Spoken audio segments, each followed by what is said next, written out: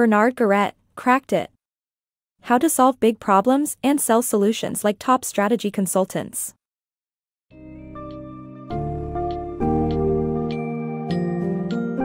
Welcome to the intriguing world of problem-solving and strategic decision-making presented in Bernard Garrette's book, Cracked It.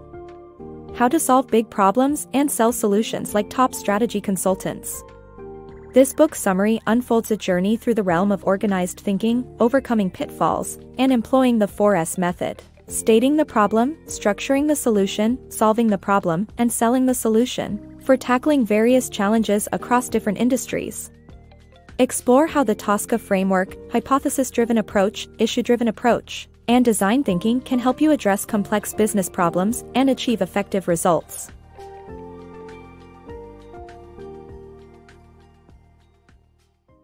The pitfalls of fast thinking.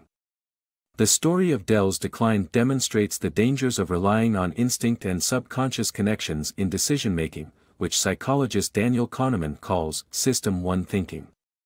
The example also shows the importance of questioning assumptions, gathering more data, and avoiding analysis paralysis to arrive at sound solutions.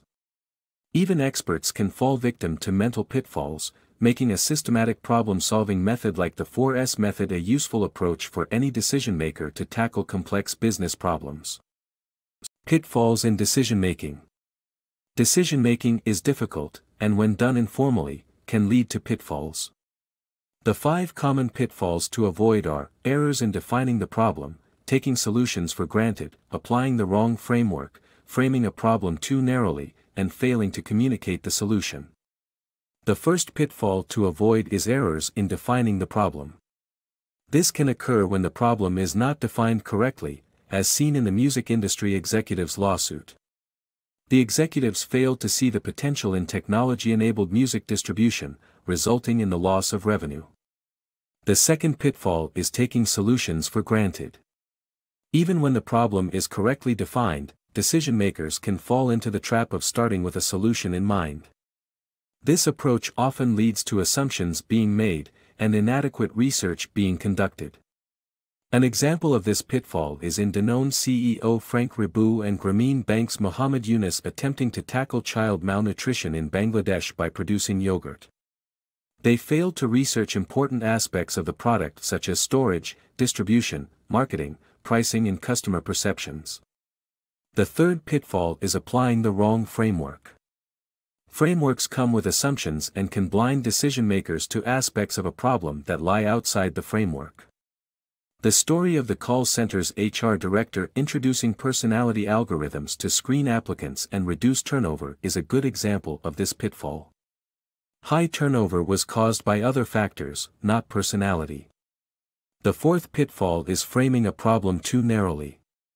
Decision-makers can fail to learn the reasons behind customer dissatisfaction, resulting in an incorrect framing of the problem. An example of this can be seen in Ron Johnson's attempt to revive established retailer J.C. Penney. He incorrectly framed the customer dissatisfaction problem by reaching for a familiar solution. Finally, the fifth pitfall is failing to communicate the solution. Communicating the solution is just as important as finding the solution. In the story of physiologist Ansel Keys, even with a wrong theory, his dynamic messaging dominated the nutrition industry for decades. In conclusion, decision-making can be difficult, and when done informally, can lead to these 5 common pitfalls. Avoiding these pitfalls can lead to effective and efficient decision-making. The 4S method. A step-by-step guide for identifying core problems and successful solutions using the 4S method. Are you struggling to find the root of a problem? The 4S method provides a solution by breaking down problem identification into 5 questions, answered iteratively, to uncover hidden layers. The first step is to identify the trouble. Define trouble as the gap between expectation and reality, then ask why to get at the root cause of the issue. Next, determine who owns the problem, as this will help to clarify the extent of the problem. The third step is to imagine what success will look like, which will facilitate discussions on how to measure success. The fourth step involves recognizing limitations that might impede progress towards a solution: time, budget, or access to information, among others. Relaxing constraints may be necessary to move forward. Lastly, assess who has a stake in the solution by conducting a stakeholder analysis to identify all interested parties and their objectives. Using the 4S method, the music industry was able to identify the core problem with MP3 file sharing. It wasn't illegal downloads, but rather revenue growth. By addressing this issue, they were able to maximize sales and thrive despite technological advancements in the sector. Use the 4S method to identify your core problems and achieve successful solutions.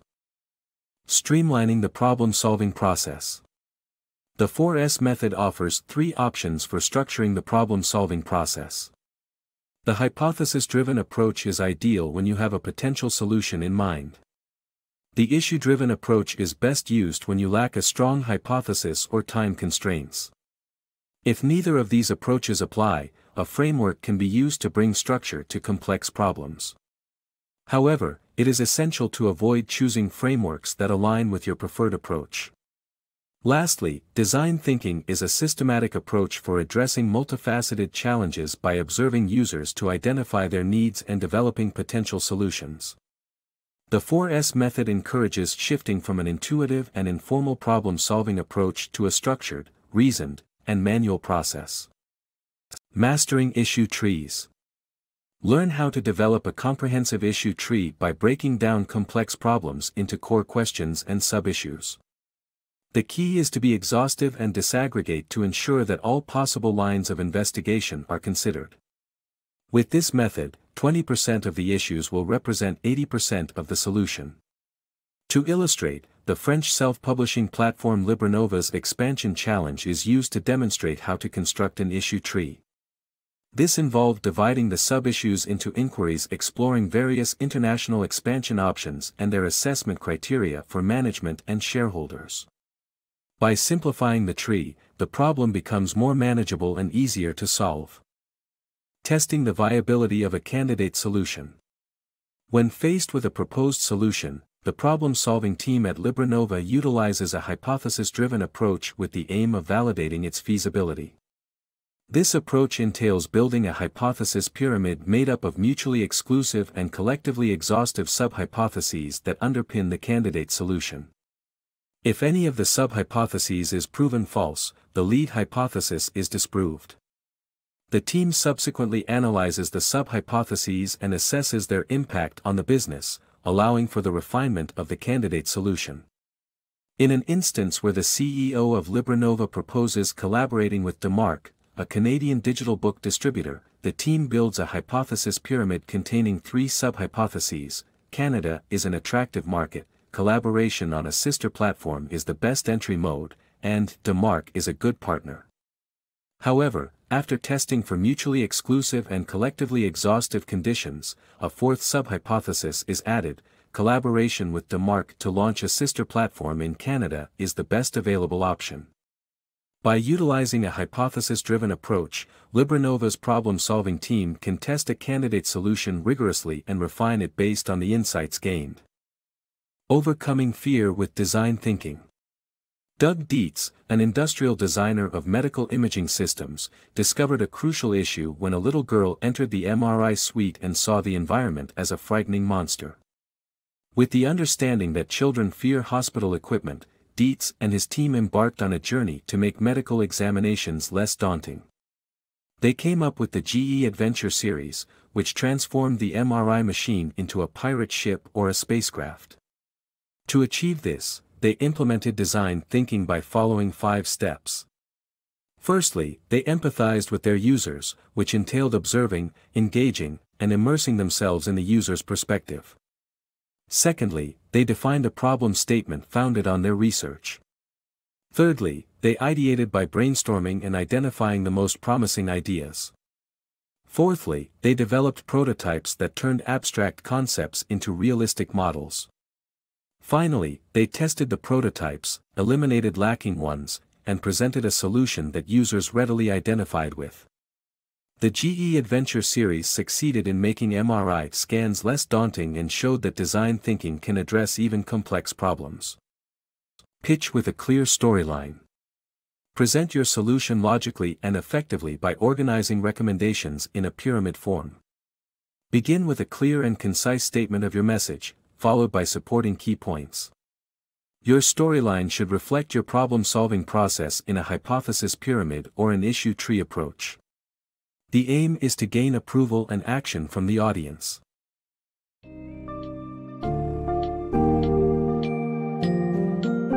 As we conclude our exploration of Cracked It by Bernard Garrette, we've learned the value of the 4S method, TOSCA framework, and various problem-solving approaches to solve complex issues and sell solutions effectively. Garnering insights from countless real-life examples, we've discovered the traps many executives fall into when they rely on intuition and informal decision-making. By adopting rigorous, structured, and manual problem-solving methodologies like the hypothesis-driven and issue-driven approach, along with design thinking, decision-makers can achieve success in solving challenges and selling solutions in today's demanding business landscape. Embrace this proven guidance and watch as you become a master strategist and problem solver.